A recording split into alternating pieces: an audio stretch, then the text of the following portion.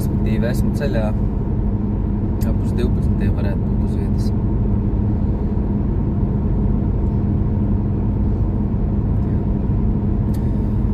Abas tikšanās sarunāja bišķi ātrāk. Abās tāpat nebija ģimene, tā kā, ko varēja, to izdarīju, braucu.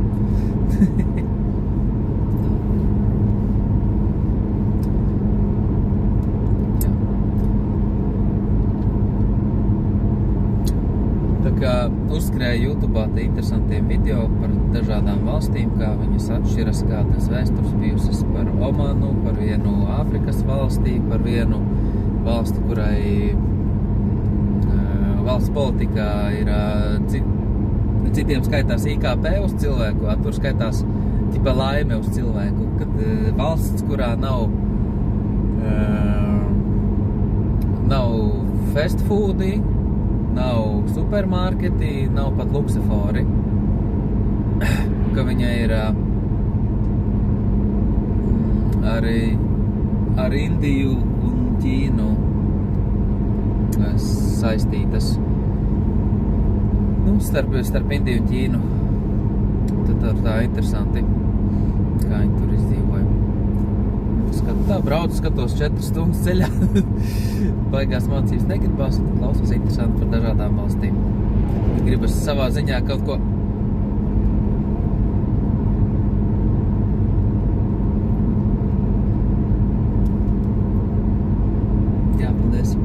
tieši to es tad gribēju tev teikt, tāpēc, ka citreiz vajag vienkārši tā informatīvi izglītojuši, jo tur ir interesanti tas, kad kā cilvēki ir gājuši cauri, kad dažādām krīzēm arī tā salīdzinot. Tagad par Īriju stāsta, jo Īrija ir vienīgā valsts pasaulē, kur 18. gadsimtā bija vairāk iedzīvotāji nekā tagad.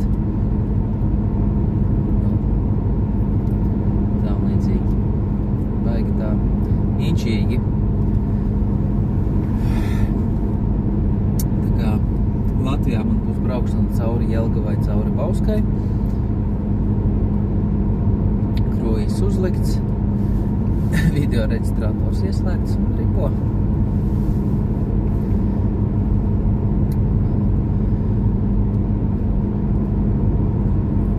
Jā, tur vienīgi man tur būs jāskatās, it kā tuvu Vecpilsētā ir atrasts naktsmītne. Un vienīgi, kad varētu būt problēmas ar auto novietošanu, ka tur it kā par maksu ir līdz 8, tad man vajadzēs pēc tam atrast, kur mašīnu novest, jo, nezinu, tur 2 eiro, 3 eiro stundās negribu maksāt.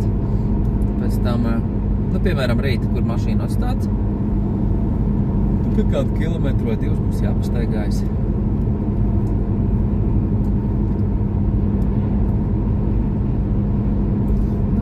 Jā, bet kā citreiz arī savādāk jau nevar piespiest pastaigāties. Tā kā mīnus un plus tad jau redzēs. Nav ko gruzīties, kamēr nezinu, kā būs. Jo tāpat arī pašā Vecpilsētā ir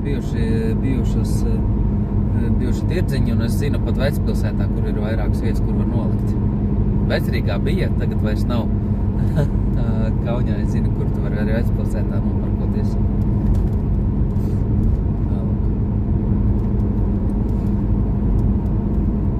Brālis uzrakstīja, grib papļāpāt, bet atpakaļ nezinu, es gribu tā mieru. Es domāju, labi, tieksīšu pēc jāpjautā, varbūt sieviņi grib kaut ko pastāstīt. Nu jā.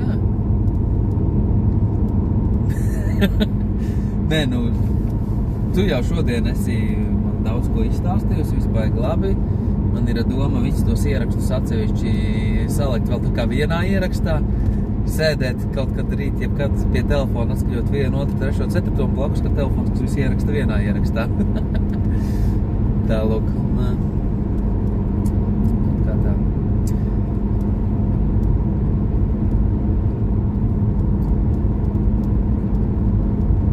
Labi. Kundze.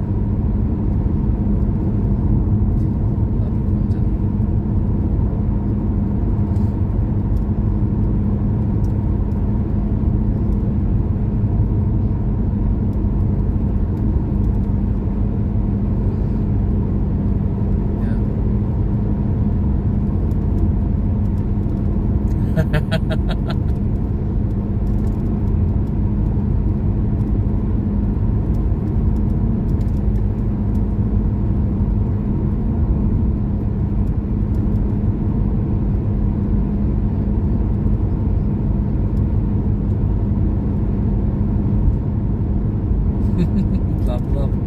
Nu,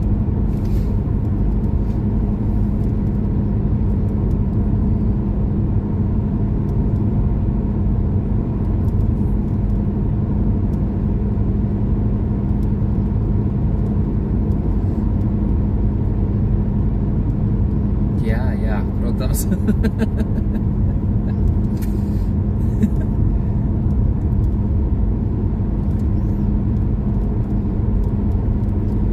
Krājais.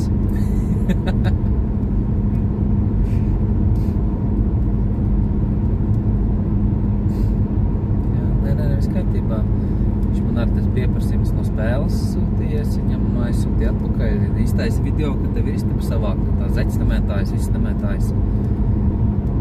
Jo man bija tāda doma visu, kas mētājs, vienkārši vienā čupā uz grīdas samest, bet es domāju, es nekaitināšu tevi un gan jau tu pati aizrādīsi viņam.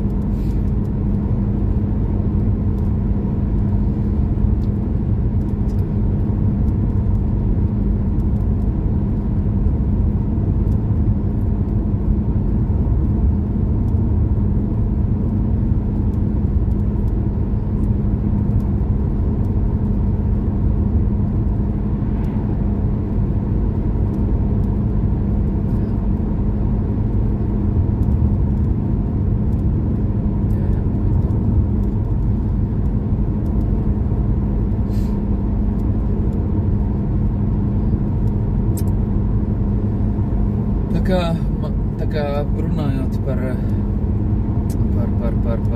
stāvēšanu, tā kā pēc 8 tāpat varēs nolikt, tagad ir 4. vakars, un es domāju, ka pārāk tālu jau nevajadzētu būt, ka viss ir aizņemts, bet 8 no rīta atkal var likt sodu, jo no 8 no rīta ir jāmaksā. Tāpat būs jāceļas ātrāk, jāiet mašīnu un jābrauc. Jo pati izstāde sākas no 10 var vaļā durvis, bet izkrāmētiešanās no 9. Nu, teorētiski es jau izkrāmēties varu 20 minūtēs visu sastāvēt.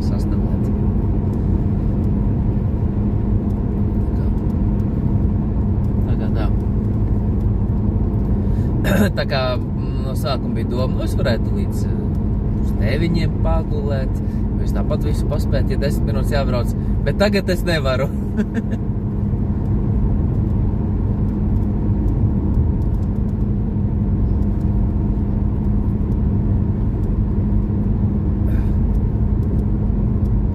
Es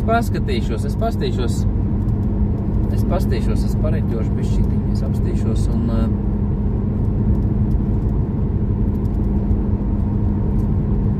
labi, kā ir, tā ir. Tad jau Edvards vienkārši tur 10 iekanamēja.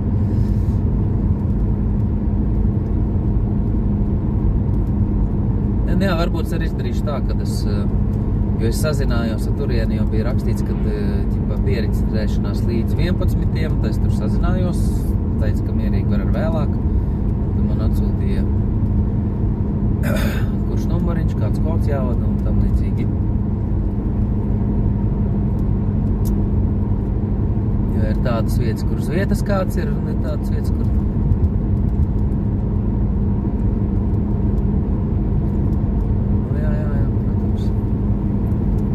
jau redzēs, cik tālu man tas būs, vai tā būs problēma, ne?